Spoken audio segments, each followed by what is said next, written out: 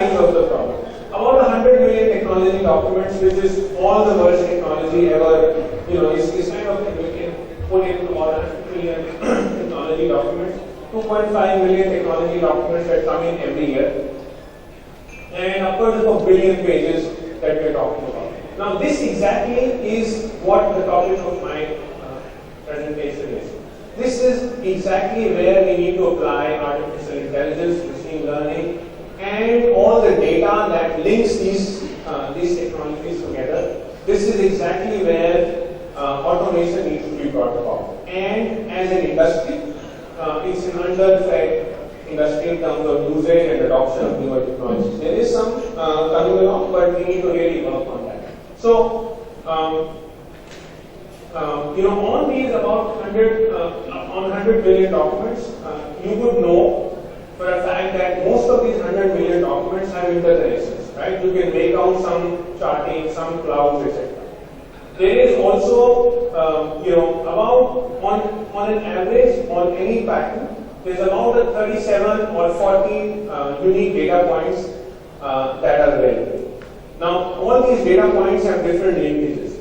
One.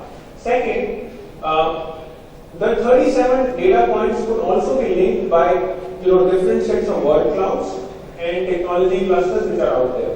Then there is classes, there's inventor information, technology information, etc. All this leads to a lot of actionable data, right? Now, if you look at these 1 billion pages or these 100 million documents, in terms of actionable data points, you can multiply this by another 2,000. That is the number of total unique actionable points which are out there. Now, the real challenge lies in actually identifying these technologies and coming up with some actionable technology data clustering, as well as technology data identification, as well as using some data points to identify which is the right technology to go for. One. Secondly, if you're planning your technology, transfer office, or if you're planning your R&D center or R&D office, this is some these are data and interconnections that you would rather look to use. Now, we put in about on a separate note, we put in about 5 years looking at how these data points could be used, and we've innovated and come up with certain solutions. I am not selling any particular solution here, but what I'm going to be presenting is in a very general way in which how the industry itself is now going towards at least first pass automation in every unique activity that professionals in the industry are doing. For example, you're looking at first pass patentability, you're looking at first pass invalidation, you're looking at first pass of landscapes, you're analyzing large sets of data. All of that has at some point or the other a first pass automation aspect to it which can be used. The technology is not mature enough right now where the entire set can be automated. However, a first pass of that has been successfully automated, and we'll just demonstrate a little bit. So, this is what an offline demo.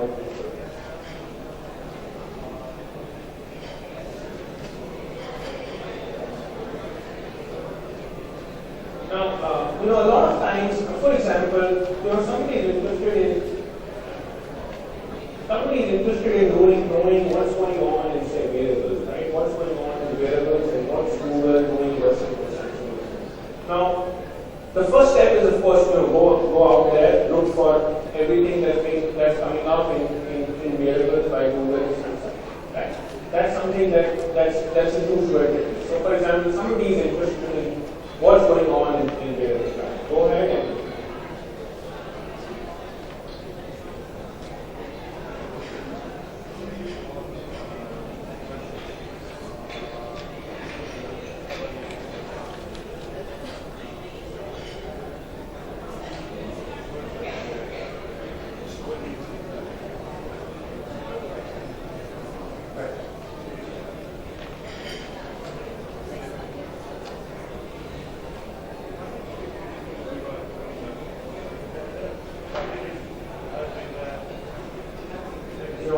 bigger problems you might have solved these different browser sets or something that you never really solve.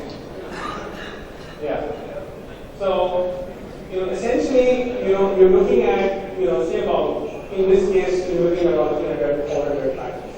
Usually, you are all related, or having some concern when technology comes. So usually what you will do is have to go through, some data points related to that, or have to manually go through it. Hey, this looks interesting. Hey, these patterns look interesting, etc.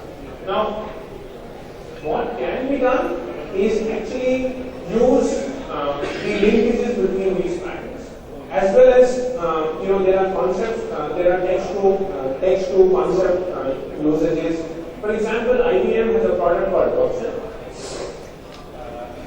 And then there is a vector concept in artificial intelligence which can be used to very ideally identify what a particular pattern is talking about. Then nicely cluster them and put them into a nice report.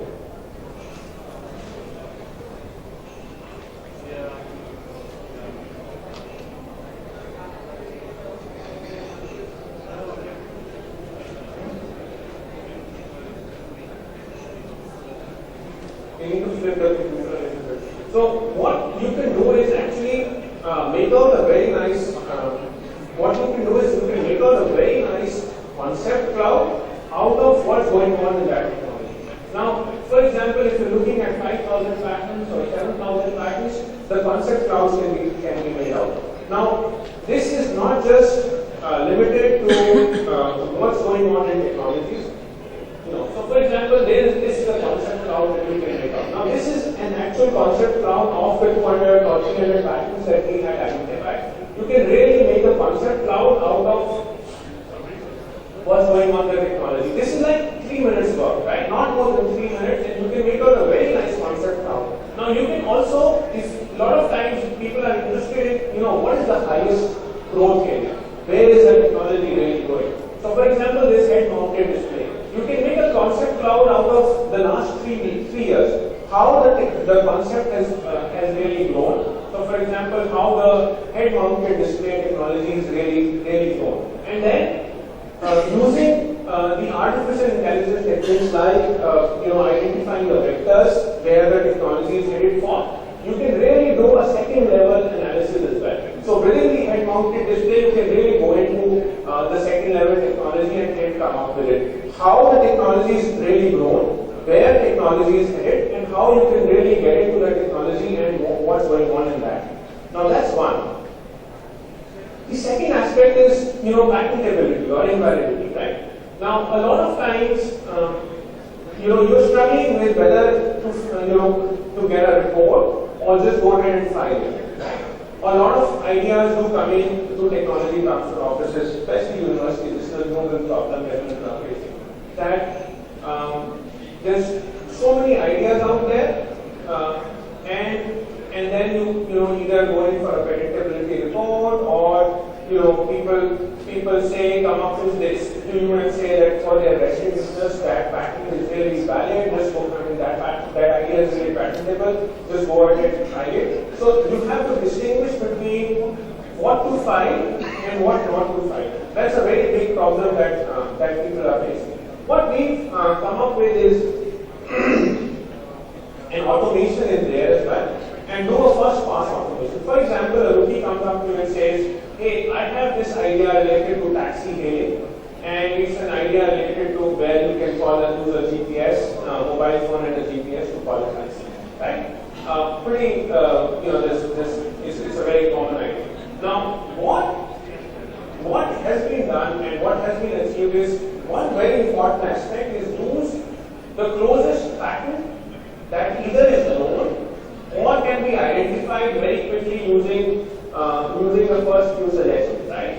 So what is being used is the technology which is out there in terms of keywords, plus the closest pattern, closest non-pattern which is out there, combine the two, and then apply a set of algorithms which are out there. Then club it, use the pattern data over a bunch of AI and machine learning algorithms, and what you get is a set of results which actually relate to the same technology. So, for example, you can get what kind of technologies are out there. For example, again, there are different levels that you can go into. So, for example, there's a taxi calling app, then there's a calling request. So, you can really get into technologies, sub-technologies, domains, sub-domains, and so on and so forth.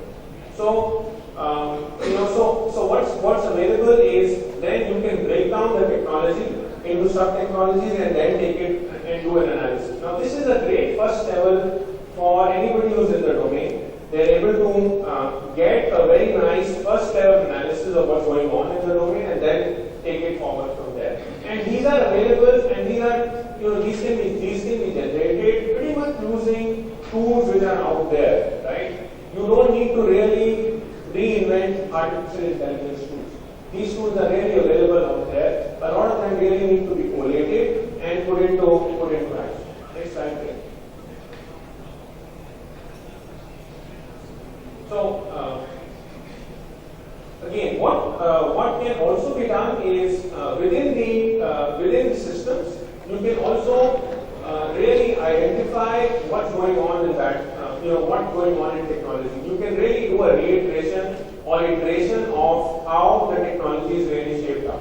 So those analysis can be done. I'll just show you an example of how that can be done. A lot of what I'm showing is really based upon actual tools which are which we developed over the time. So, for example, this is using again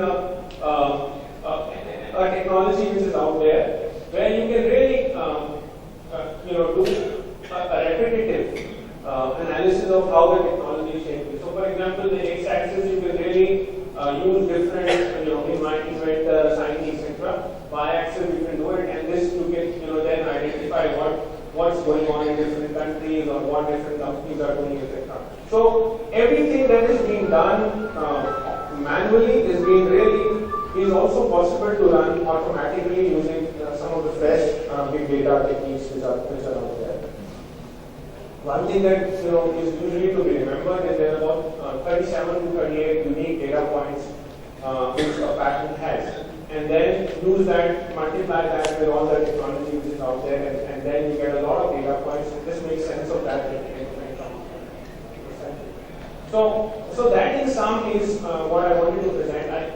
In terms of the industry or as an industry, where we stand is we are on the cusp of a big revolution in terms of big data which is coming in. The entire industry is now taking a shape where it's really possible to do a lot of automation, at least in the first pass, and then use those results and get a head start into the final analysis. So automated technology reports, automated novelty, automated invalidity, all these is possible to do it, all of them in the first pass. So we have really we've been really showing this technology off. So, I think really it's a technology that really is, there's a lot of belief that some stems from it. And it's going to be really, next few years, we'll see a lot of software and databases that really work on pattern crunching rather than people. So, it's going to become a technology intensive industry.